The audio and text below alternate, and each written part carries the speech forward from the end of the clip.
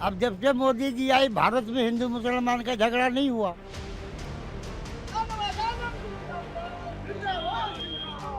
मुस्लिम का साथ मिल सकता है बीजेपी? 100% मिलेगा, 100% मिलेगा, क्यों नहीं मिलेगा।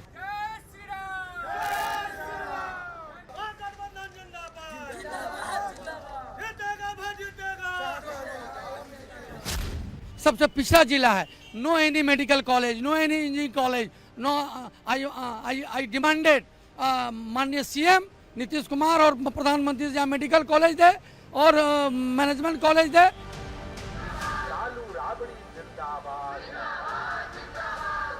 उस जंगल राज को भी हम लोग देखे हैं बचपन में, और अब हम लोग स्वतंत्र हैं, और अभी कहीं भी जाते हैं तो हमें ऐसा प्रतीत होता है कि 2014 में ही आज़ादी मिली है, 1947 में हमें आज़ादी नहीं मिली थी।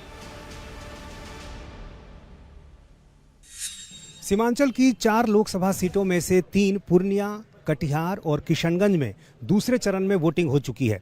अब तीसरे चरण में 7 मई को सीमांचल की अररिया सीट पर वोटिंग होनी है। अररिया की सीट एक ऐसी सीट है जहां जातीय समीकरण का जोर नहीं चलता है। पिछले चुनाव में यहां ये देखने को मिला है कि ध्रुवीकरण के आधार पर चुनाव लड़ा गया है। अररिया सीमांचल की वो सीट है जिसकी तासीर सीमांचल की ट्रेडिशनल पॉलिटिक्स से अलग है। अररिया में इस बार मुकाबला बीजेपी के प्रदीप सिंह और आरजेडी के शहनवाज आलम के बीच है। अररिया में लड़ाई सिर्फ बीजेपी आरजेडी की नहीं है, बल्कि पिता की विरासत पर दावेदारी के लिए 2 भाइयों में भी अंदर खाने जंग चल रही है।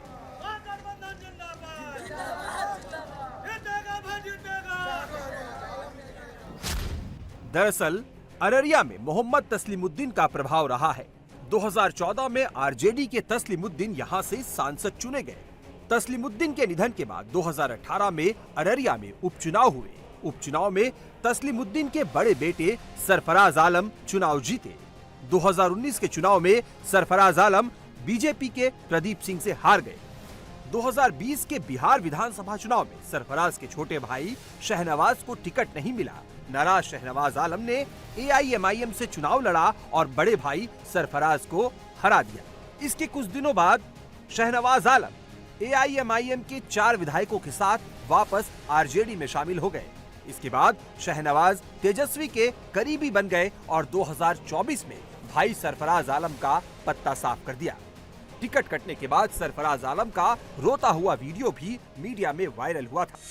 ये आपको क्या लगता है कि जो एक आपके भाई की नाराजगी की बातें आई, क्या आप दोनों भाइयों में अब समझौता हो गया है या क्या स्थिति? मैंने आपको कहा ना, ये तस्लीमुद्दीन साहब की सीमांचल खास करके जन्मभूमि है, कर्मभूमि रही है। तस्लीम साहब पूर्णिया लोकसभा को रिप्रेजेंट किए, किशनगंज को 3 बार किए, अररिया को 3 बार किए। पूरा अररिया, पूरा सीमांचल मेरा परिवार है। हर एक सीमांचल का भाई हमारा साथ देने के लिए तैयार है। अपना भाई भी साथ है ना? सारे भाई, सारे अपने, कोई भाई भाई होता है, कोई अपना कोई पराया नहीं होता है। एक रोते हुए वीडियो वायरल हुआ था। नहीं, वो सब होते रहता है सियासत में, तो ये सब कोई बड़ी चीज नहीं है, सब ठीक है। सीमांचल में अररिया वो सीट है जहां लालू प्रसाद यादव M+Y यानी माई फॉर्मूला सेट नहीं कर पाते। ये वो धरती है जहां का वोटर हर बार ध्रुवीकरण पर चुनावी फैसला सुनाता है। अररिया लोकसभा सीट पर हिंदू 56%, मुस्लिम 44% है। 56% हिंदू वोटरों में 15% यादव वोटर भी हैं। इस लिहाज से अगर आरजेडी के MY फॉर्मूले को अररिया में देखें तो 44% मुस्लिम और 15% यादव को मिलाकर MY का आंकड़ा 59% बनता है। मतलब MY समीकरण अररिया में चल गया तो आरजेडी की जीत पक्की है। हालांकि जाति और धर्म के समीकरणों को आरजेडी और बीजेपी उम्मीदवार दोनों ही नकार रहे हैं। मैंने कभी अररिया के लोगों के साथ MP और वोटर के नाते व्यवहार नहीं किया। मैंने अपना भाई और पूरा अररिया जिला को अपना परिवार समझा और परिवार मान के जब काम किया तो आज पूरे अररिया जिला का परिवार हमारे साथ है। कि अररिया की जो सरजमी है, अररिया की जो धरती है, पावन धरती है, ये गंगा जमुनी तहजीब का मिसाल पूरे भारत को देती है।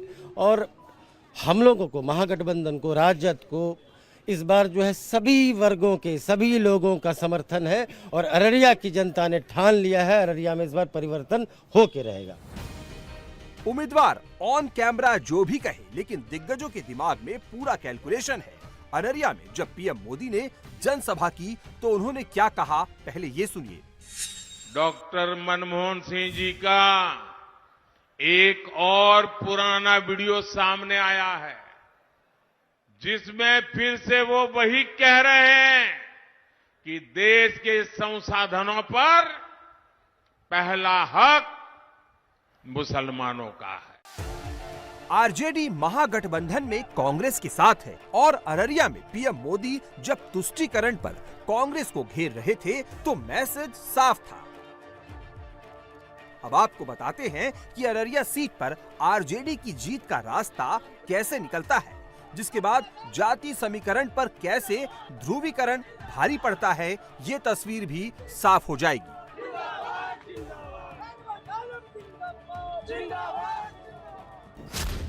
2014 में अररिया लोकसभा सीट पर आरजेडी के तस्लीमुद्दीन 41.81% वोट लाकर जीते। इस बार अररिया में हिंदू वोट का बंटवारा हो, जेडीयू बीजेपी के अलग अलग लड़ने से हिंदू वोट बढ़ गया। बीजेपी के प्रदीप सिंह को 26.8 और जेडीयू के विजय मंडल को 22.7% वोट मिले। अगर बीजेपी जेडीयू के वोट को जोड़ दे तो ये आरजेडी को मिले वोट से कहीं ज्यादा थे। इसी तरह 2018 के लोकसभा उपचुनाव में सरफराज आलम के साथ लोगों की सिंपैथी थी। 2018 में दूसरा कोई मुसलमान कैंडिडेट मैदान में नहीं था। इस तरह सरफराज को 49.15% वोट मिले।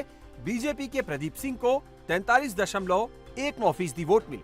हिंदू प्रत्याशियों में प्रिंस विक्टर को 2%, उपेंद्र सहनी को 1.81% और सुदामा सिंह को 1.1% वोट मिले। मतलब 2018 के उपचुनाव में भी अररिया में हिंदू वोटों के बंटने का फायदा आरजेडी उम्मीदवार को मिल गया। तो यहाँ पे लोकसभा के इलेक्शन में जातीय समीकरण नहीं चलती है, यहाँ हिंदू मुस्लिम हो जाती है। जो मैं देखता हूँ, लोग की मानसिकता देश के विकास की ओर भागता है। लोग एक अच्छे कुशल राजनीति करने वाले व्यक्ति को लोग चाहता है कि मैं वोट दूँ, और हमारे कृष्ण समाज यादव समाज भी यह चीज़ को देखता है। ऐसा बात नहीं है, क्योंकि हम जिस समाज से बिलोंग करते हैं, हम लोग का उस समाज से भी वोट लोग ज़्यादा देता है। तो यहाँ पे जातीय समीकरण नहीं चलता है लोकसभा में, लेकिन वो विधानसभा में चलता है। आंकड़े भी यही बता रहे हैं कि अररिया में ध्रुवीकरण ने खेल बिगाड़ा है और इस ध्रुवीकरण को हर कोई अपने तरीके से अपने फेवर में करने में जुटा हुआ है। तो हमने तो हिंदू मुस्लिम का झंझट खत्म कर दिया है। और आप जानते हैं, पहले मदरसों को सरकारी मान्यता भी नहीं मिलता था मदरसों को। तो जो मदरसे थे उनमें जो पढ़ाते हैं उनको सरकारी स्तर पर पढ़ाने वाले को हम लोग जो शिक्षकों को देते हैं वही हम लोग दे रहे हैं। तो मुस्लिम समाज के लोग जरा याद रखें, पहले तक कुछ नहीं होता था। आज आप लोगों को कोई आके कुछ बताता है, आप लोग जो हम लोगों को खत्म कर दीजिएगा, तो आप जानते हैं आप लोग का हाल वही पुराना हो जाएगा। क्या अररिया का मुसलमान और यादव इस बार सियासत की नई स्क्रिप्ट लिखने जा रहा है? लालू के MY फॉर्मूला को कई बार नकार चुका अररिया इस बार जाति धर्म के आधार पर वोट नहीं करेगा।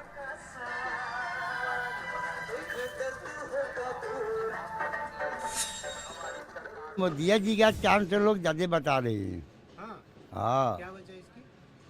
वजह वो अच्छे प्रधानमंत्री हैं और वो पहले से काम कर चुके हैं, उसको ज्यादा तजुर्बा है। अब नया आएंगे तो नया कैसे लुटेरा आवेंगे, नहीं आवेंगे, इसका तो कोई देखा नहीं है।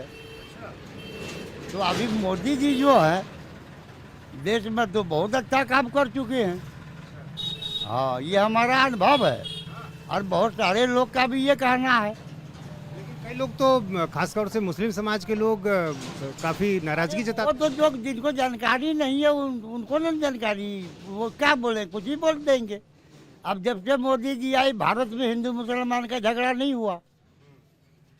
देश बहुत सुरक्षित देश है, बूढ़ा को भी पेंशन देता है, बहुत सारे विद्यार्थी का भी नौकरी दे दिया। मुस्लिम का साथ मिल सकता है बीजेपी? 100% मिलेगा, 100% मिलेगा, क्यों नहीं मिलेगा। हमको एक सरकार चाहिए अच्छी जो काम करे। वो चाहे मुस्लिम हिंदू तो कोई बात ही नहीं है, हम सब देश के नागरिक हैं, इस देश में रहते हैं। जैसे हम हैं वैसे ही मेरा दूसरा भाई है। अगर सरकार अच्छा काम करेगी तो वही सरकार रहेगी। क्या अररिया का मुसलमान इस बार बटेगा या फिर विकास के नाम पर वो वाकई मोदी का साथ देगा? राशन वगैरह मिलता है? हाँ मिलता है सर, हाँ मिलता है। बैंक अकाउंट खुला? नहीं, बैंक अकाउंट यूनियन बैंक का है हमारा। हाँ। और ये उज्ज्वला योजना में गैस वगैरह ये सब सरकार की स्कीम है?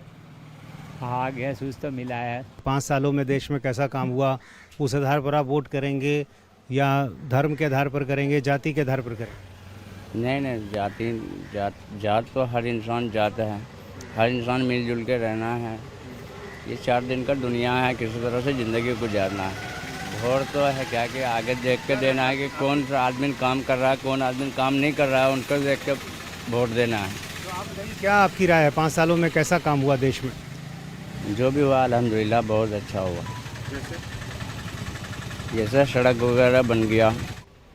अररिया में एम फैक्टर की नब्ज को टटोलने के लिए हमने और भी वोटरों से बात की। क्या नाम है आपका? ताकिर आलम।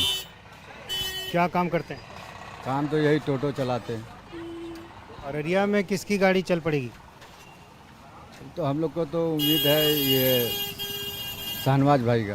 क्या नाम है? आबिद हुसैन अंसारी है। यहाँ अररिया में इस बार क्या किसकी हवा चल रही है? यहाँ तो इंडिया गठबंधन की हवा चल रही है बहुत ज़्यादातर, चूँकि हमारा ये इलाका जो है ना, ये पूरा ये जो इलाका है ये माइनॉरिटीज़ का इलाका है। क्या नाम है आपका? मेरा नाम अब्दुल कुद्दूस है। मुद्दे क्या है यहाँ पे? यहाँ मुद्दा कुछ नहीं है। इनके हमारे शाहनवाज साहब के पिता ने या सरफराज आलम के पिता ने जो करके गए हैं यहाँ से, सीमांचल गांधी श्री तस्लीमुद्दीन साहब, उनकी कर्म भूमि और जन्म भूमि दोनों। एम फैक्टर यानी मुस्लिम वोट थोड़ा बहुत इधर उधर हो सकता है, लेकिन अररिया में इस बार AIMIM के मैदान से दूर रहने से मुस्लिम वोटों पर बड़ी सेंधमारी की गुंजाइश अब कम बची है। ओवैसी का इधर क्या असर है? नहीं, ओवैसी का असर नहीं। एक सीट है उनकी किशनगंज में, उनके MLA हैं, मगर यहाँ लहर नहीं है उनकी, ऐसी कोई लहर नहीं है। युवाओं पे असर है उनका? नहीं, युवाओं पे है, एक्साइटेड होते हैं, मगर जमीनी स्तर पे वो कोई बात नहीं है। एम फैक्टर के बाद अब जानते हैं वाई यानी यादव फैक्टर के बारे में। यादव वोटर इस बार RJD के साथ है या फिर वो BJP के सपोर्ट में है? क्या नाम है आपका? मेरा नाम भूपदेव यादव। अच्छा, आप भी यादव जी हैं? हाँ जी। क्या ये बड़ा कंफ्यूजन लग रहा है, इधर घूम जाइए थोड़ा। क्या यादव एक भ्रम में है, आपको लगता है कंफ्यूजन है कि किसके साथ जाएं? देखिए, जिसको माहौल बनेगा अच्छा से, जो अच्छा विकास करेगा उसको वोट दे देंगे। इसमें कोई बंधन के 5 सालों में कैसा विकास हुआ देश में? 5 साल में तो हम लोग भी देखे, हम लोग को जहाँ कीचड़ था वहाँ अब हम लोग को अभी जो है 4 चक्का दौड़ता है। तो हम यही नहीं देखे हैं कि जहाँ कीचड़ है वहाँ 4 चक्का दौड़ गया, तो विकास अब 4 चक्का वाला ने किया है। क्या नाम है? राजू कुमार यादव। क्या लग रहा है अररिया में MOI काम कर रहा है कि नहीं करेगा? नहीं करेगा यहाँ पर।